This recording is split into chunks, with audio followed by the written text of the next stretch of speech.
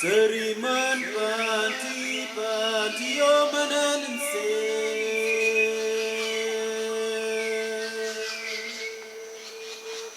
Seriman panti panti omanan se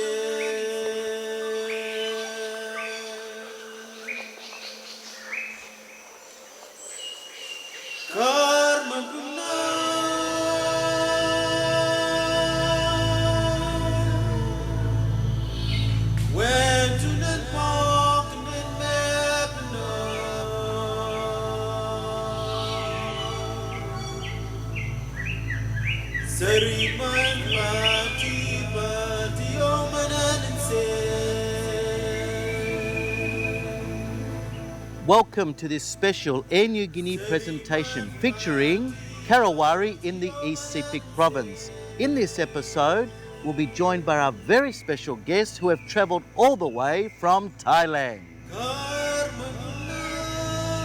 Now, our two guests are here for a reason, because the East Sepik region of Papua New Guinea is famous for orchids, in particular the queen of all orchids, the majestic Sepik Blue.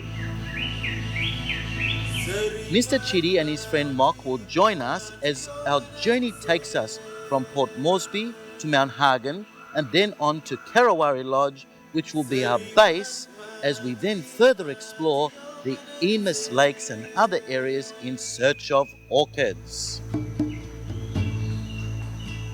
While we are in Karawari, we will also learn some of the cultures and traditions unique to the region and witness some of the most breathtaking scenery Papua New Guinea has to offer.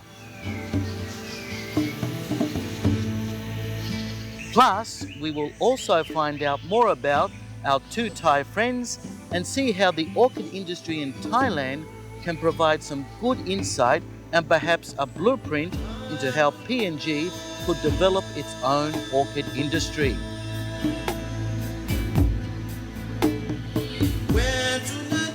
Mr. Chidi and Mock arrived courtesy of Air Niugini, flying into Jackson's Airport, Port Moresby, from Kuala Lumpur in Southeast Asia.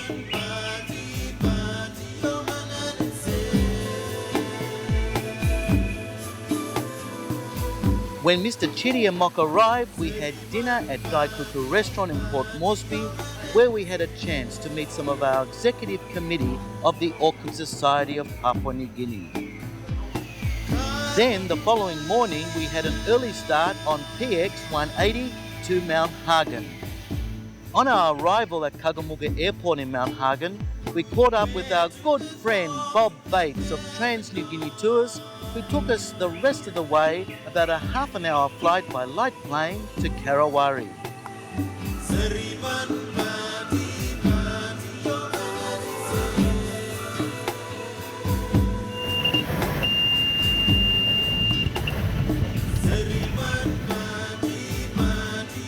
On the way to Karawari, we were treated to some spectacular scenery, limestone cliff faces and waterfalls set amongst pristine rainforest and dense vegetation.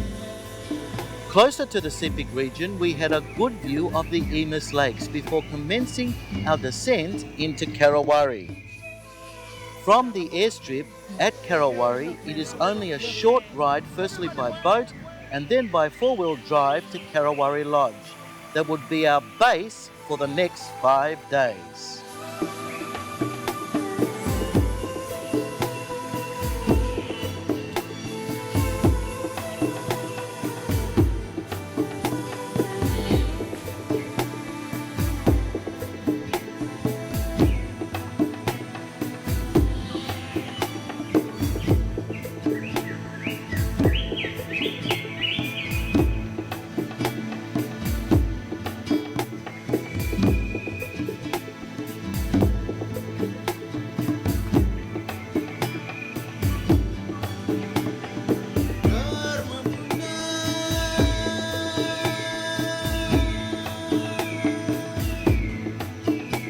Karawari Lodge stands majestically on a lone ridge amidst a vast expanse of dense tropical lowland rainforest.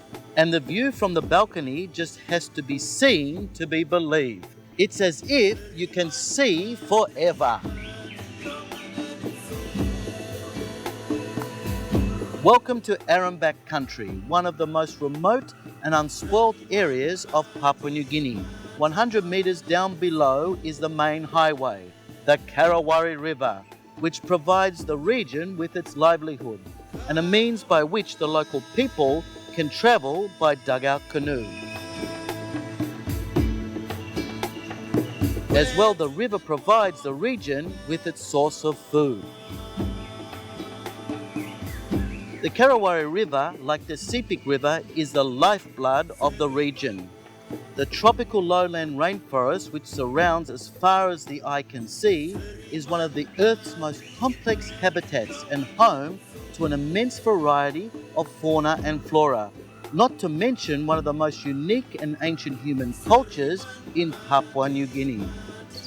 The main building of the Karawari Lodge is built in the form of a house tambaran, or spirit house, and it contains a dining area, bar, lounge, and an incredible collection of Sepik artifacts. It's almost like a museum or art gallery. The rest of the lodge contains 10 separate cottages, each consisting of 2 twin rooms nestled among these tropical gardens.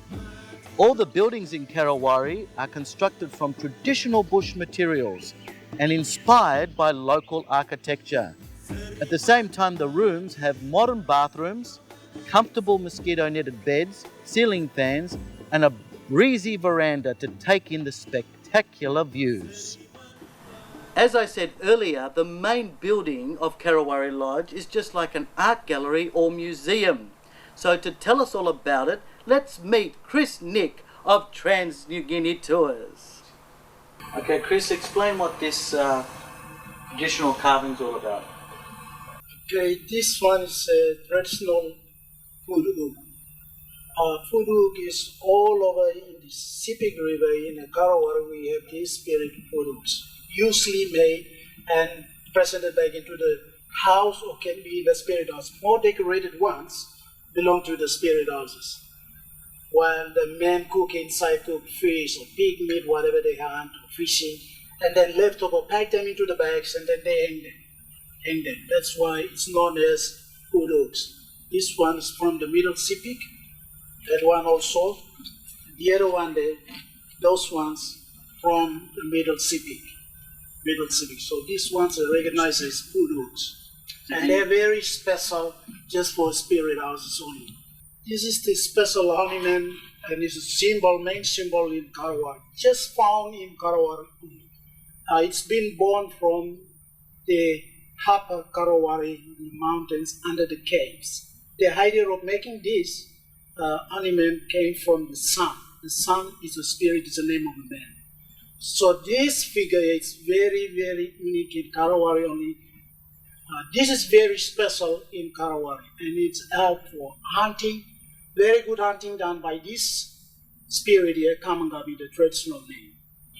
And this Kamanggabi spirit is very important, very good hunting, very good fishing, and also set up the village side by using this figure Kamanggabi.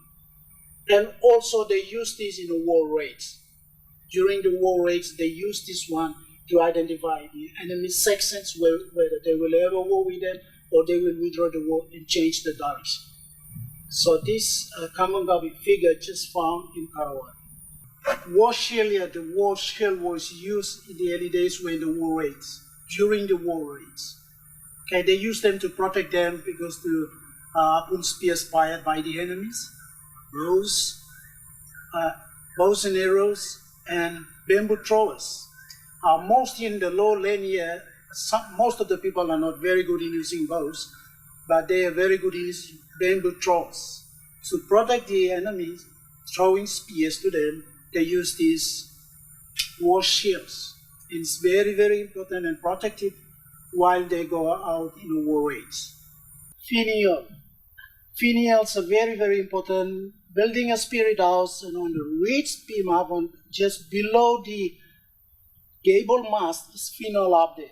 Finial is very important. This spirit taking the message down to the gable mast into the spirit house through the orchid stools and the statues inside the spirit houses. So more message is collected from the Finial and then goes into the spirit house, where the spirit house can provide by dreams, and all this comes through because of the Finial. So Finials are very, very important.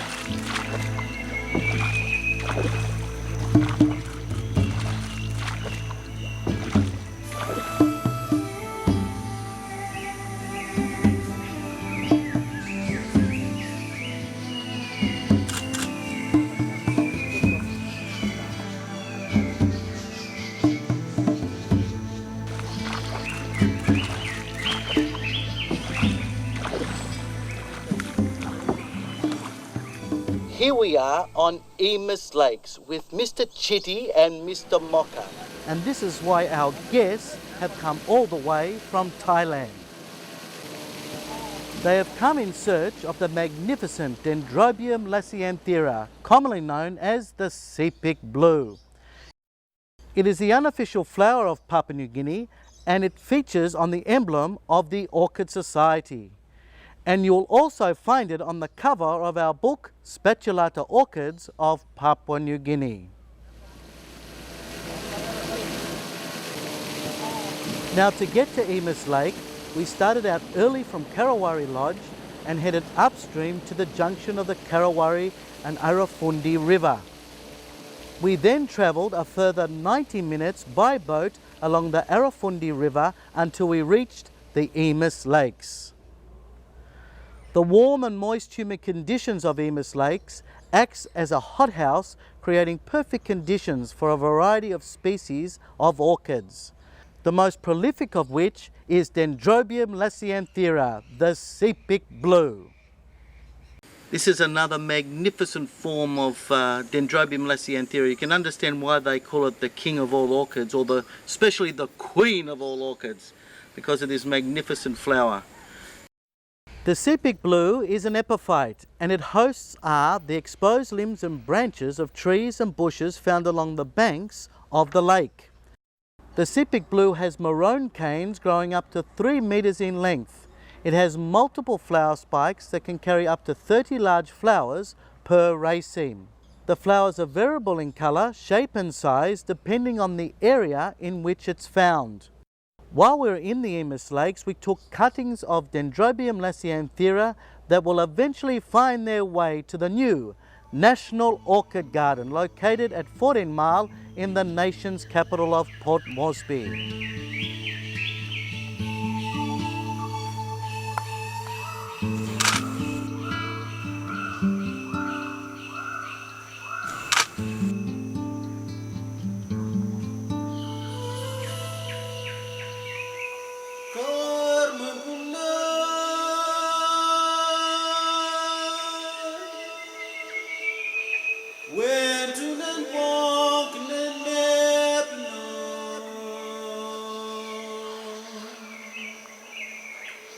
Seriman panti panti o mananse.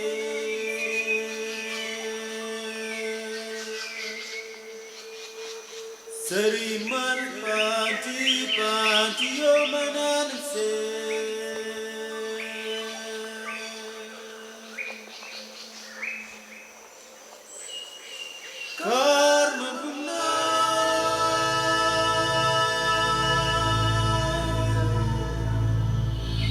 Where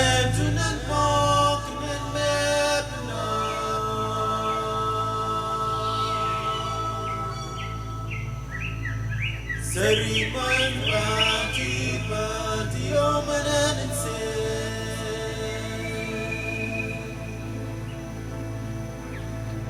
Seriman Pati Pati Omananse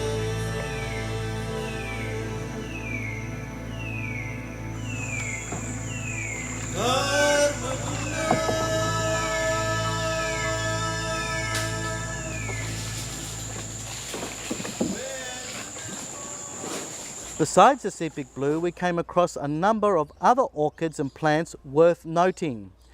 Dendrobium spectabile we found growing in the same environment as Dendrobium lasianthera, hanging right over the water on small swamp trees. We also came across Dendrobium musciferum, which are part of the Laturia family and also grows throughout the trees in the Yima lakes with beautiful yellow racemes coming out with up to 30 flowers and characterized by their pubescent or hairy appearance.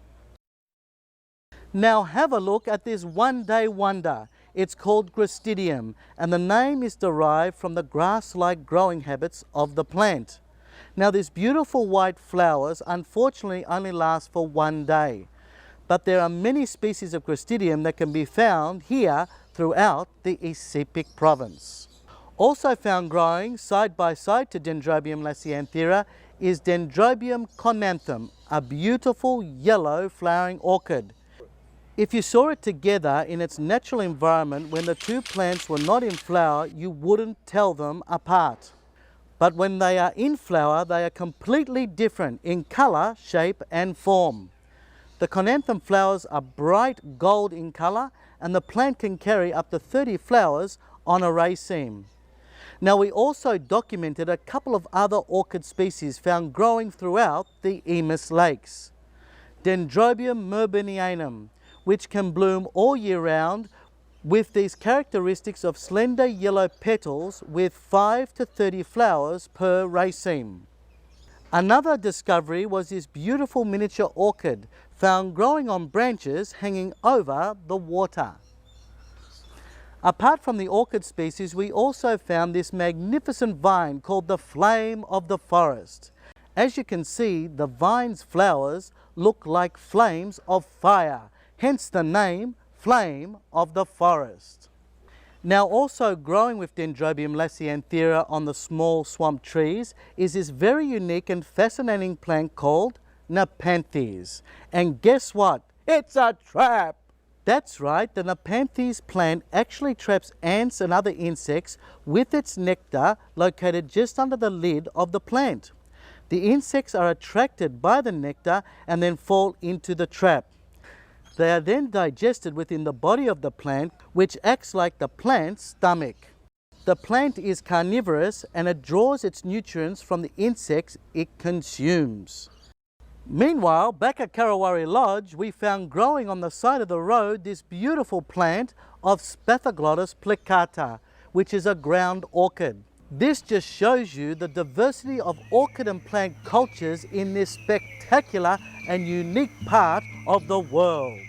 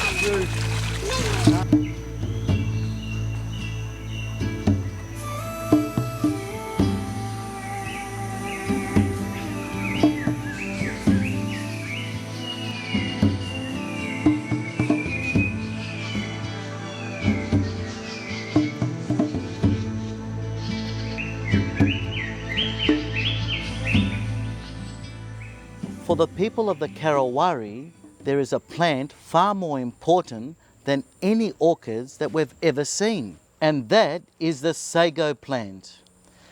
Sago is derived from the sago plant, which is a tropical wild palm that grows in swamplands throughout the region.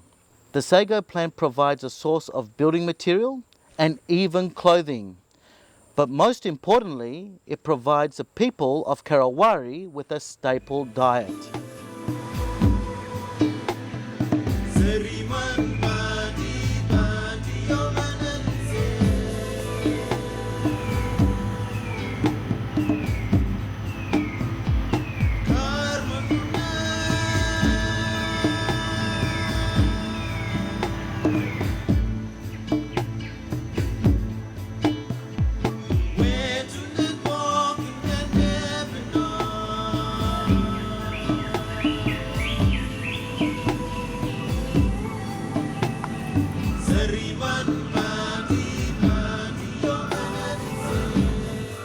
Now we travelled 7 minutes down the river to Kundiman 1 to catch up with Chris Nick, who's going to tell us all about the traditional ways of making sago. Sago palm is our live palm tree. It's many use of it, even though we get the starts out of it, a flower, but many parts of the palm tree is used in the village for our purposes, like our buildings, sago palm leaves. We make thatches to thatch our buildings, roofing mats, and the walling of the house.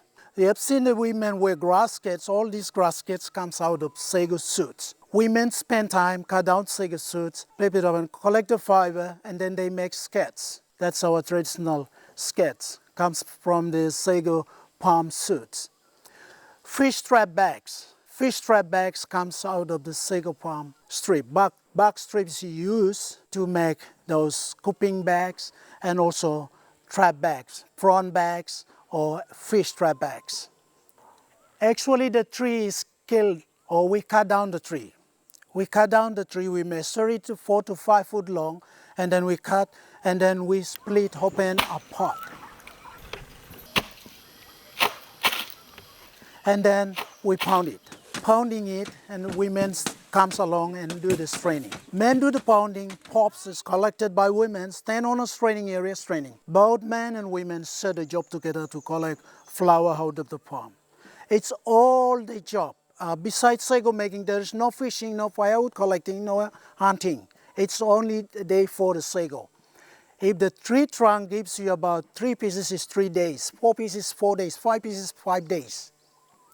One 4 to 5 foot long can give you 3 10 kg bag or 4 10 kg bags. Straining is done, just scoop the plain water, head it into the bag, straining bag, it has the pop in it, and then from the straining there, milky juice comes out. That milky juice comes out, and then from the panel there, it goes right into the canoe, or deck out canoe. And then from there, then settle there. That's the sediment. Sediment is the starts. But continuously, men pounding and women straining, all this pulp has to be finished by all day, 8 hours, even 9 hours. When they harvest the flower from there, carry back home, the flower drips. The distance they carry, it drips there, and then from home they pull it out, open the bags, pull it out, the 10 kg bag of flour, and then from there they can do the cooking now. They make a pancake, and then they make pudding. There's 2 major ways of cooking. The flour is pudding and a pancake. Even though they can make a pancake, the cake. They make a sago cake by using coconut mixed with flour. When they make coconut, they scrub it up and then collect the meat, and then they make a cake. That's another way, but most time is pancake and a pudding. Okay, they put the hot water into the pot. The pot, they put the water in it, and then they keep the fire going on. It has to be a boiling point, it's 100 degrees before they make a pudding. Pour it into the flour, and then they stirring it up with a stirring stick. When they stirring it up, make the flour dissolve. After dissolve the flour, and then they take the pour out of the pot and then pour it in. When they pour this hot water in, and then the pudding comes up. After that, when they see the pudding comes up, they take the pot out up again, and then they stir the pudding. And then from there, they can share the pudding and they will eat. Sago is our staple diet. Most time we spend a lot of time in sago. Okay, we eat sago supplemented with vegetables, fish, a lot of fish in the river. We have traditional fish, and then we have introduced species beside that, and it's a lot of fish. So that's fishing done, and then we also hunt. We hunt wild pigs, and then we have pig meat like we have dogs. And then from pig meat and the fish, supplement with the sago. Can be a pudding or pancake.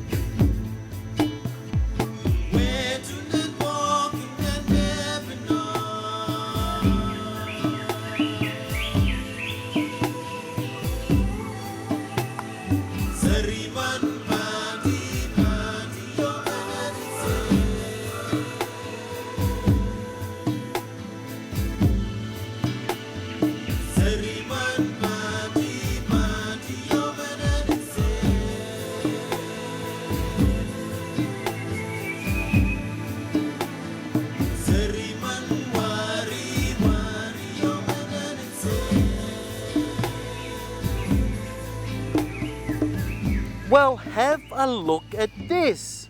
This unusual object is made out of sago bark. And guess what it is? It's a trap. But look what I've caught, a little hellsfather down here.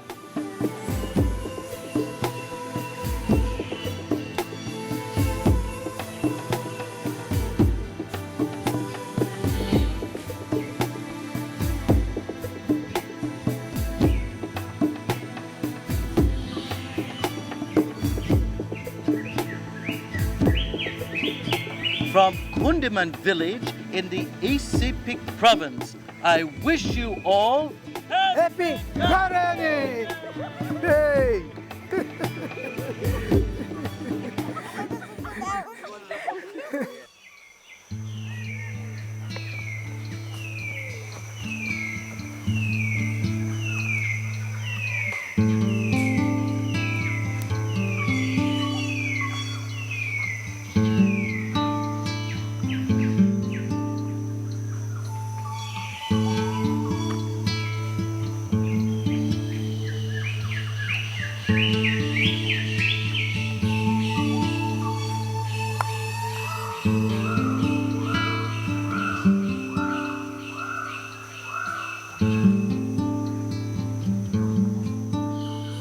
You may have noticed at the end of each segment of our program, we've been featuring some magnificent still photography of our trip to Karawari. Well, the photographs were taken by a very good friend of ours and someone who for 3 decades has been Papua New Guinea's leading photographer. And that person is no other than Rocky Rowe. On this trip, it has been a privilege and an honour to have Rocky working alongside us while we have been recording the Karawari episode. So while he is here, let's talk to Rocky and find out about his experience of photographing the orchids, landscape and people of this amazing region. I came here about 20 years ago on a very quick trip. This is the first time I've had a chance to spend any time at Karawari, and I really enjoyed it. I had more time to do what I wanted to do rather than just scream through like a rocket as I'd done previously. It's got beautiful diversity, hardly anyone else here. The orchids were great, especially in situ. We were lucky everything was flooded like it was, so we didn't have to walk very far whenever we were in canoes and boats. That was very good. I could do lots of flora.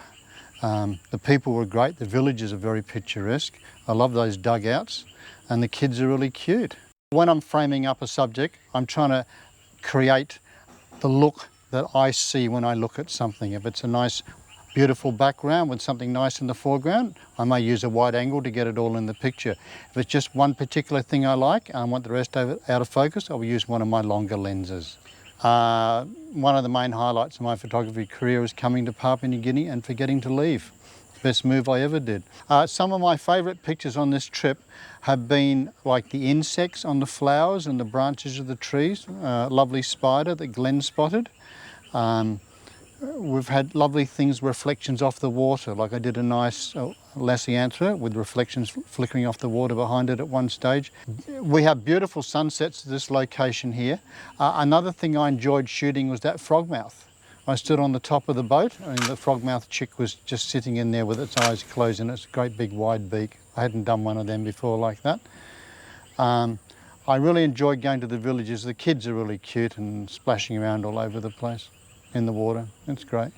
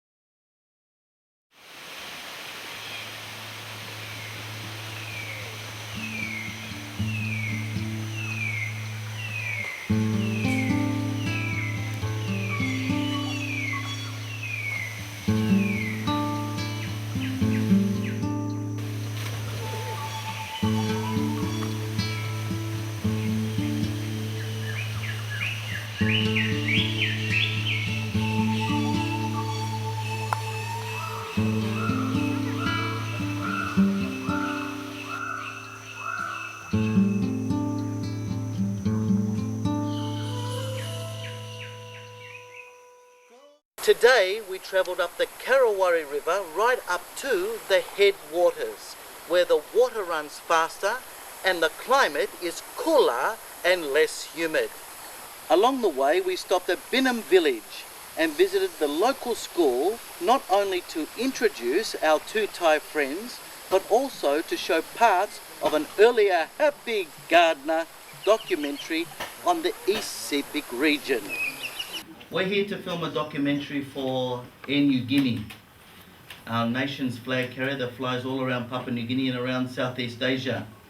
And what we're doing is filming Karawari and showing the beautiful orchids, the culture, the tourism, the traditions, the fauna and flora, and the natural wonders of this beautiful place in East Sepik. Mr. Chidi and Mr. Moka are from Thailand, from Bangkok, and where they come from, they are one of the best orchid growers over there, all the way from Thailand to see the Sepik Blue in the Yima lakes, and to look at them, see how they grow, see all the varieties, so they can grow them better back in Thailand.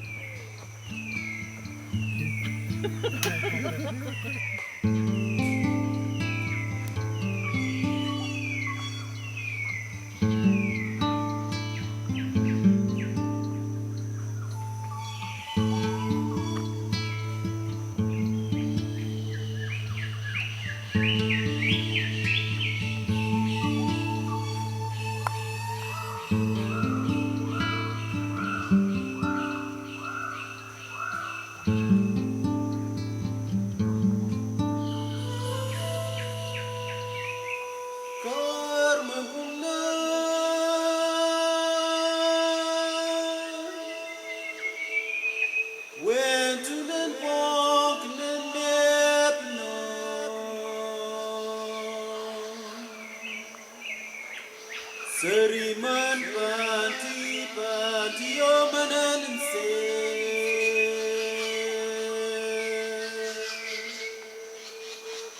Seriman pati pati omanan se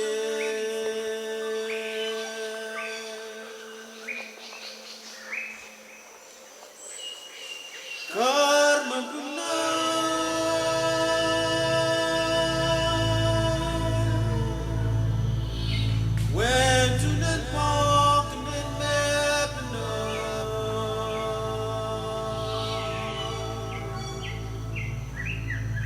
Seriman pati pati omanan se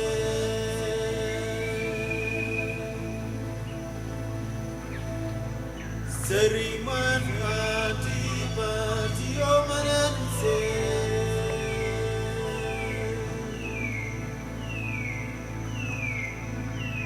Karma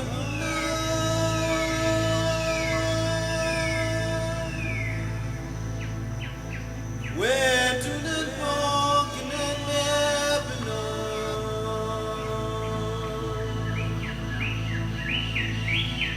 Seriman pati pati omanan se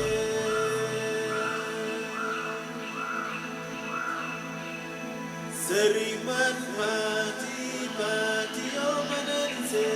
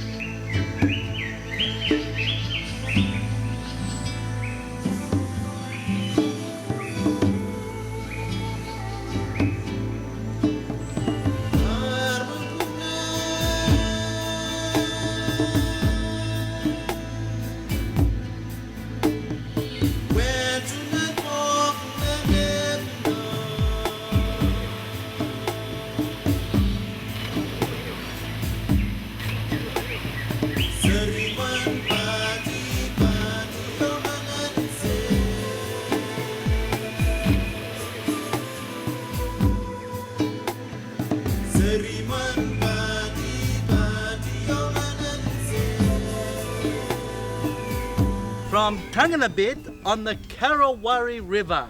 I wish you all happy gardening!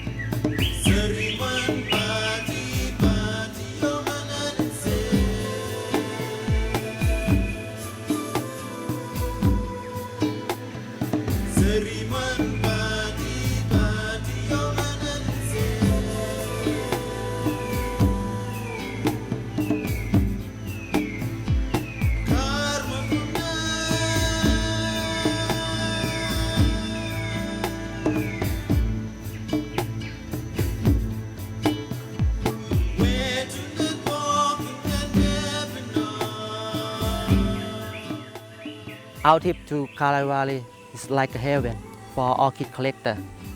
Very nice. Everywhere have orchid. Everywhere have Dendrobium laciniata, Sepik Blue.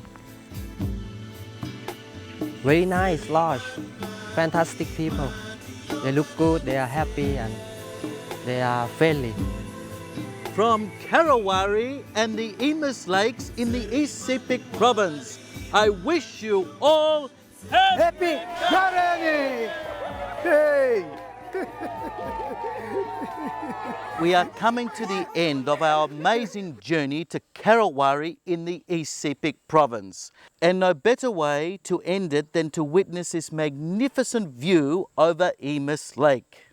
Now from Yima Lake and this natural orchid heaven, we're going to go all the way with Mr. Chitty and Mr. Mok to Thailand and visit their orchid farm, which is about 2 hours drive from Bangkok.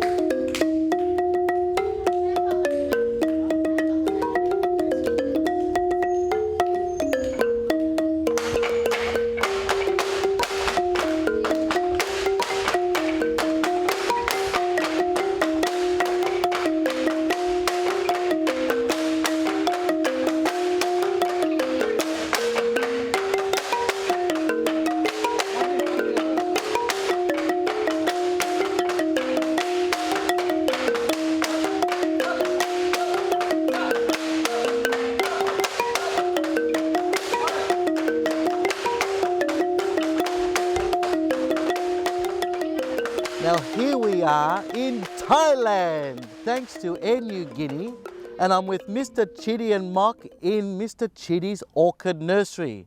Now they're doing orchid breeding with PNG species. That's right, these beautiful PNG species, they're specially breeding them for the cut flower market and pot plant trade.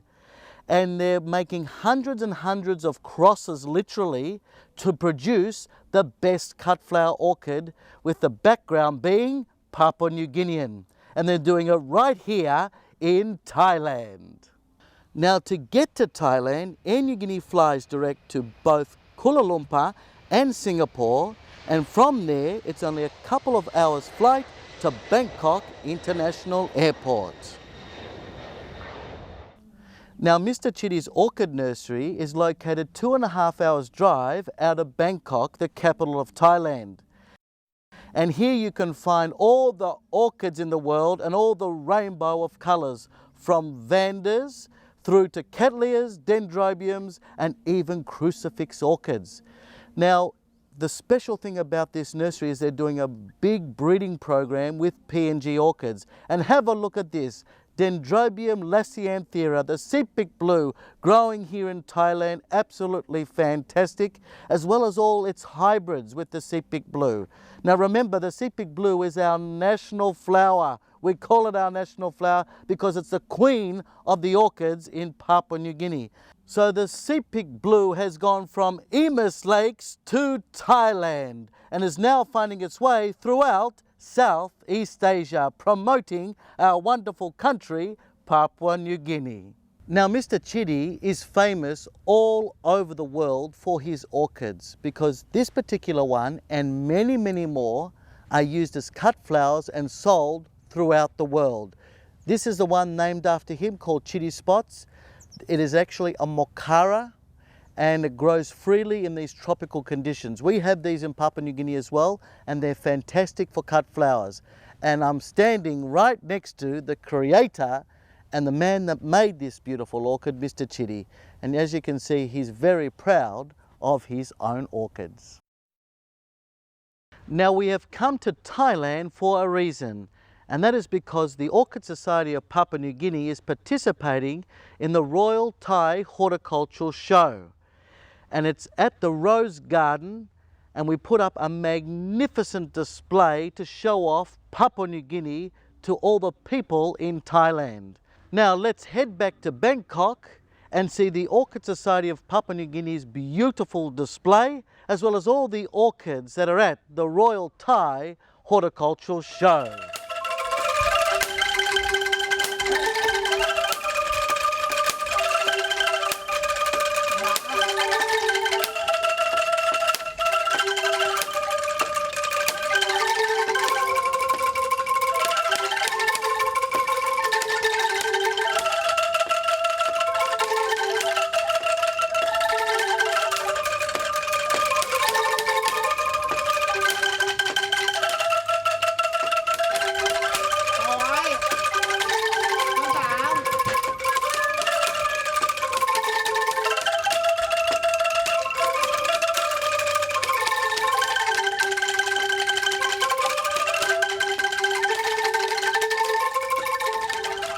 Well, we're here at the Royal Thai Horticulture and International Orchid Show, here in Bangkok at the Rose Garden Resort. Now, the patron for the Royal Thai Horticultural Society is the King of Thailand, and the show coincides with the King's birthday, and they go all out to celebrate this fabulous event.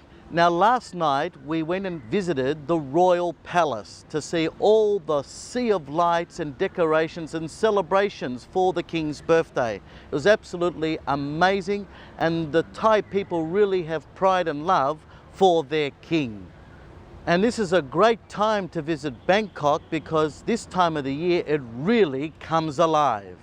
Now, at the Royal Thai Horticultural Show, you'll see many different displays from Southeast Asia. All the different orchid societies have come together to put on this magnificent show to support the Royal Thai Orchid Show. Now, some of the outstanding displays here at the Orchid Show are from Taiwan and Thailand.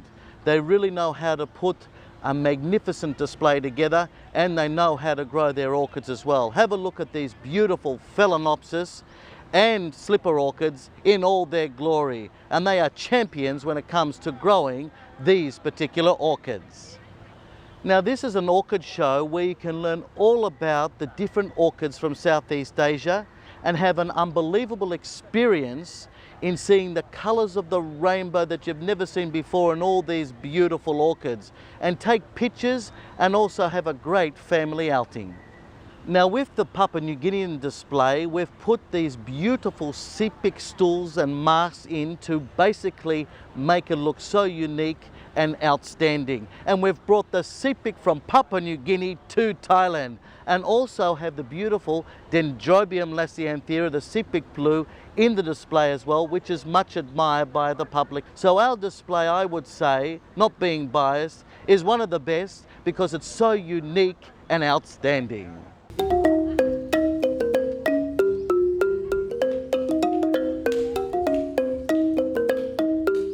Happy garden. Happy gardening. Okay, you look. Okay, you ready? Just get a. Gardening. Okay, ready. Happy gardening. Okay, ready? 1, 2, 3. Happy gardening. That's all. มันลืมไปหมดแล้ว ตั้งหลายสิบปีแล้วลูก New boyfriend. เสร็จแล้ว That ครูคะเดี๋ยวยกมือดีกว่าเราเป็นคนไทย Happy garden. Okay. 1 2 3 We're all praying. Okay. Okay. เร็ว1 2 3 Happy gardening. Okay, now I'm going to say something. I'm going to say from tantalizing from tantalizing Thailand, I wish you all happy gardening. Okay, ready? From tantalizing Thailand, I wish you all happy gardening. That's the one. One more. Okay, when I say happy gardening, you can say, okay. เราแก้ปีตามแล้วก็เป็น Okay, ready? ตามนี่นะจ้ะ I know From tantalizing.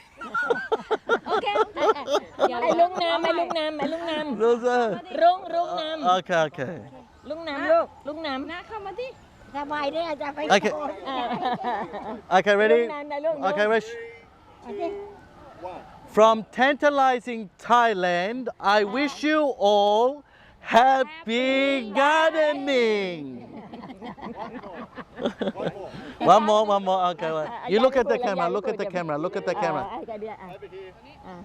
เรายกมือไหว้ดีกว่านะคะ From tantalizing Thailand, I wish you all happy gardening.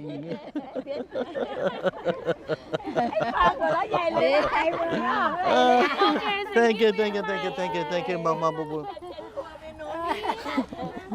พูดสำเนียง Thank you, ไม่ให้แล้ว thank ค่ะ you. ขอบคุณ Thank you, มาก darling. ค่ะ Where are you from? We're from Papua New Guinea.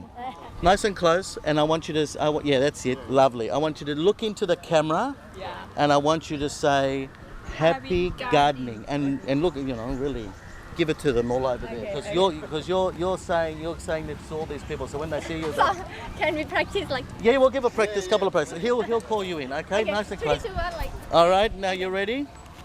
You right, my brother? Ready? 2, 1. Happy gardening. Okay, ready?